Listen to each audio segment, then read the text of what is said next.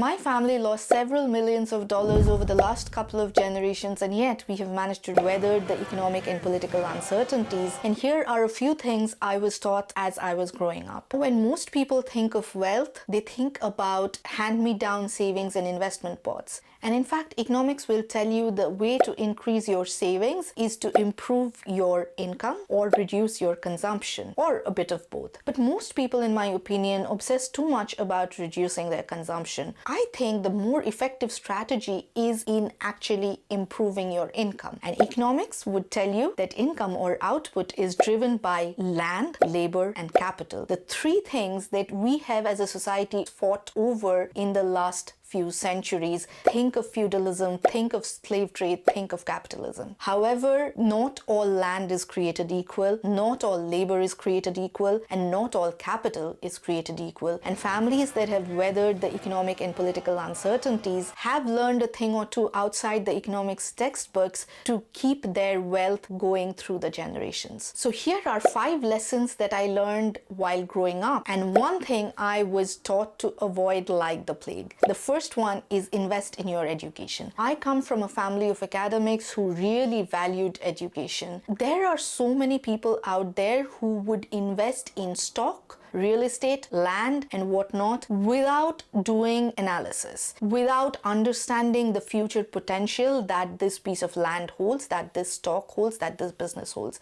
But what education really gives you is analytical prowess. Now, I understand a lot of people out there don't want to go to universities anymore because they think that whatever they are taught in university is not effective in their work life anymore. And while I understand where you are coming from when you say this, I really want to encourage you to think about this analytically. Will you, going for that higher education, improve your analytical skills? And if yes, please go and do that degree, because if you don't, your analytical skills remain poor and then you end up making bad choices across the rest of your life. Education is indeed the one thing that has helped us remain successful across the generations. The second one is being in integrity with your word. Once your word has left your mouth, you have to honor it unless it's a life or death situation.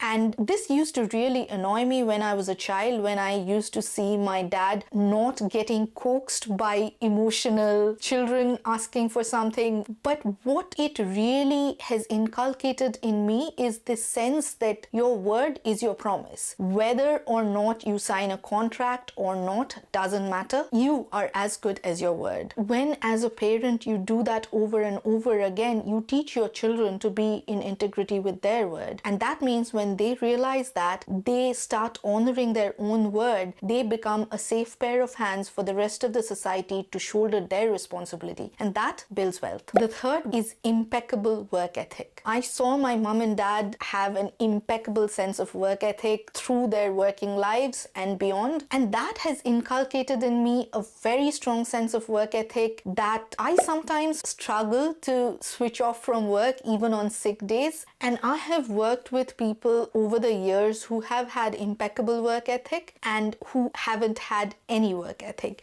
Guess who I kept working with over the years? The ones who had work ethic. And the more I grew, the more they grew, the more they grew, the more I grew. Number 4 is having compassion for people. I could tell you the number of times that the cleaning lady has shown up to work even when they were unwell, because they knew that they would be taken care of, they would be provided with medicines and so on.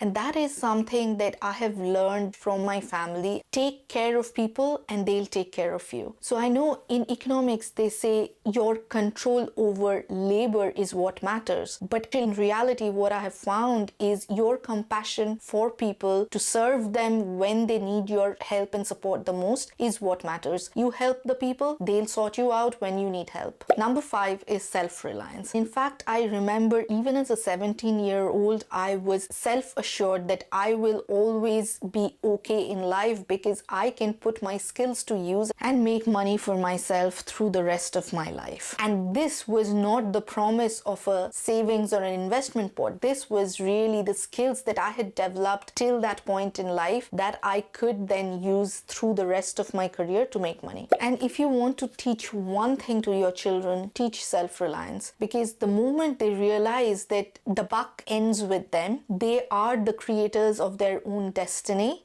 that gives to them a tremendous sense of responsibility, ownership, and also a certain amount of exhilaration for the future. And here's one thing that I was taught never to participate in: status games that force you to keep up with the Joneses. Now, I'll be honest, I faltered on this one early on in my career. I started buying designer handbags, which I really did not care too much about, but the people around me cared a lot about. And I have since then stopped making my purchase decisions based on people around me. And if you want to know more about the frugal habits that have helped me save 53% of my income, go check out this video here. And if any of this resonated with you, please drop a comment and a like. I appreciate you so much. Thank you, and I'll see you the next time. Bye.